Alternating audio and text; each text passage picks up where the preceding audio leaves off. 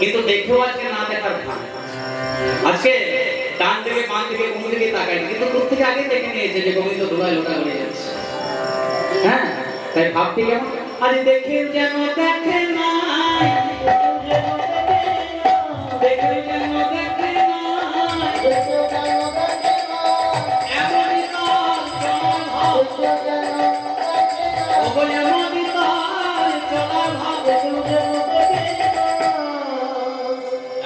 যাচ্ছে দেখেছে কিন্তু ভাবটা যেন দেখতেই পারে।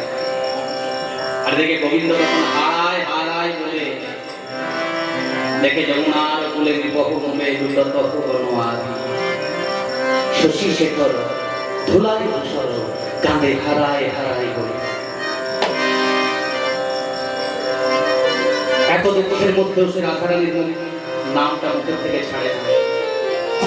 বৃন্দাবতী পাশ থেকে আজকে হঠাৎ গোবিন্দ লক্ষ্য করে ছাড়ে বৃন্দাবতী না, ও বৃন্দাবতী।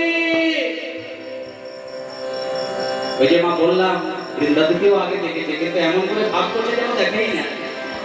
হঠাৎ তাকে যে আরে গোবিন্দ তুমি এখানে, বলে হ্যাঁ বুঝতে পেরেছি, তোমাদের রাধারানীর মান ভেঙেছে, বলো তুমি নিতে এসেছো আমাকে। বলে কি জন্য এখানে এসেছো, আমায় নিতে এসেছো? বলে না না, আমি তোমায় দিতে আসি না, আমি তোমায় নিতে আসি না, আমি তোমায় নিতে আসি না। ও আমাকে নিতে আসোনি, তাহলে এখানে কি জন্য এসেছো? বলে আমি ফুল নিতে এসেছি, ফুল নিতে এসেছি, আমাদের মানে রাজার পুজো হবে, ফুল নিতে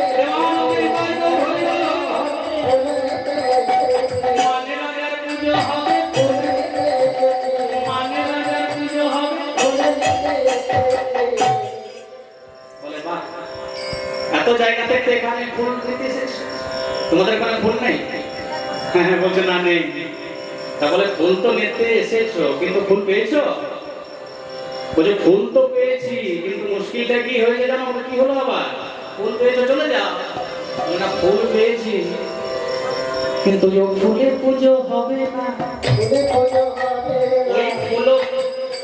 ওই ফুলে পুজো হবে না, ফুলে পুজো হবে না। সে যে বোটা ঘষে পড়ে আছে, সে যে বোটা ঘষে পড়ে আছে, ও গো নন্দ কিশোর ধোলায় ধূসর। বলছে ফুল পেয়েছি কিন্তু সেই ফুলে তো পুজো হবে না। ওমা আমরা যখন দেবতার পুজোর জন্য ফুল নিই, আমরা কোন ফুলগুলো নিই? গাছে অনেক ফুল ফুটে থাকে, কিছু ফুল ঝরে পড়ে থাকে, কোনগুলো নিই? ওরা ফুলের পুজো হয়, আমরা গাছ থেকে তুলে নিই, তাই তো?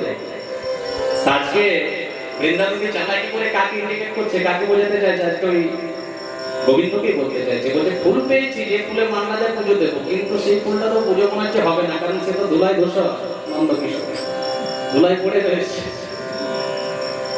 তাহলে ঠিক আছে, গোবিন্দ বলছে শোনো শোনো বৃন্দাবতী, আমিও আর থাকতে পারছি না, রাধারানীকে ছেড়ে চলো চলো, তুমি যেভাবে হোক আমাকে তার কাছে দিয়ে এসো।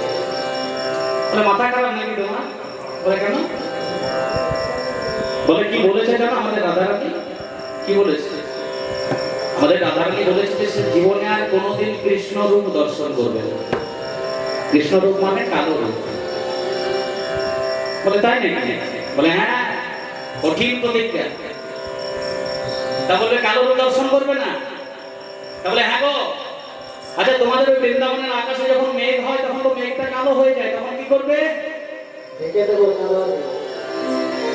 বাহ, বৃন্দাবনের গোটা মেঘটা চাঁদা দিয়ে ঢেকে দেবে? এত প্যান্ডেলের কাপড় আছে?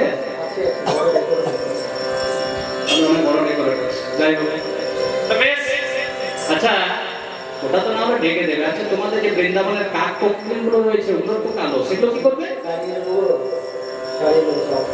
মানে কাক কোকিলও তাড়িয়ে দেবে? বলছে আমাদের কালো রূপ কিছুতেই দেখবে না, প্রয়োজন হলে কাক কোকিলও তাড়িয়ে দেবে। বেশ মানলাম। আচ্ছা সবই তো হলো, তোমাদের সকলের যে মাথার চুলগুলো কালো ওগুলো কি করবে? বলছে প্রয়োজন হলে মস্তক মুন্ডন করে দেবো, মানে চুলও রাখবো না। তাহলে যে তোমরা নেড়া হয়ে যাবে গো সবাই?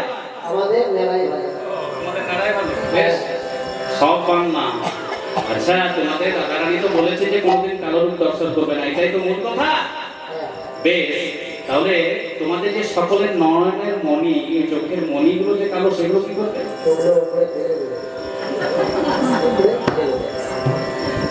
সকলে কিনা খায়, সকলে কিনা খায়, উপরে ফেলে দেবে, তবুও দেখবে না কালো রূপ।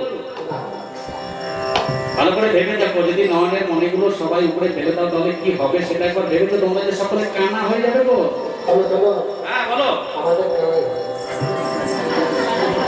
কি বললে একবার বলো? আমাদের কানাই, জোরে বলো, জোরে বলো। আমাদের তো কানাই, যদি তোমাদের কানাই ভালো, সঙ্গে আমার নিয়ে যাবো। প্রেমানন্দে নিতাই গৌর হরি বল। যদি তোমাদের কানাই সঙ্গে করে অনেক ভাব লক্ষ্য করুন, বলছে আমাদের কানাই ভালো, কানা হয়ে যায় তার ভালো। সঙ্গে সঙ্গে তো ও যদি তোমাদের কানাই ভালো, সঙ্গে আমার নিয়ে যাবো। যদি তোমাদের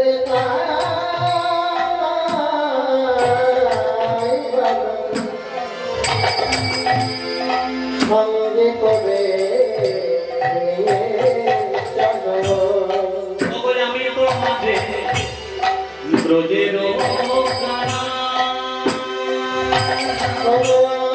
আমি একটা ব্রজের আমি একজন ব্রজের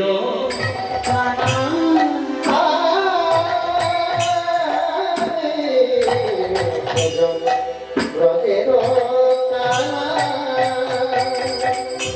আমায় কানাই বলে গো, কানাই বলে গো, আমি তোমাদের ব্রজের কানা, আমি তোমাদের ব্রজের কানা।